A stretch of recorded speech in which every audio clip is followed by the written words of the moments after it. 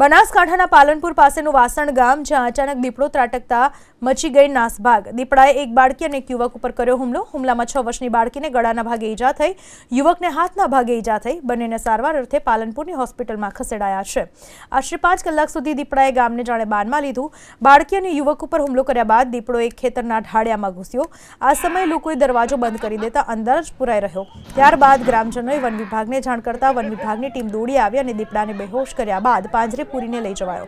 દીપડાના હુમલાને લઈને વાસણ ગામ સહિત આસપાસના ગામોના લોકોમાં ફફડાટ ફેલાયો છે।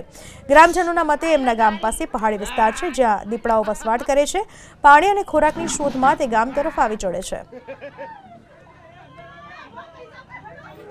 ઓથી અંદર આવ્યો અને પેલા ઝાડામાં સપી જે છોકરી પૈડા ખાવા જઈ હતી, પાછળ હુમલો કરે તો પાડી દીધી અને 4 લાખોને દોધ બગાડ્યા। ચિત્તો આવ્યો તો દીકરી ખેતરમાં રમતી હતી, ત્યારથી ગળામાં પકડી અડુચો ભર્યો એને, અને ત્યારે કુંભારના ખેતરમાં ગઈ અને ઈકણે એક એ વ્યક્તિને કરડ્યો અને ખેતરમાં 4 કલાક સુધી રહ્યો।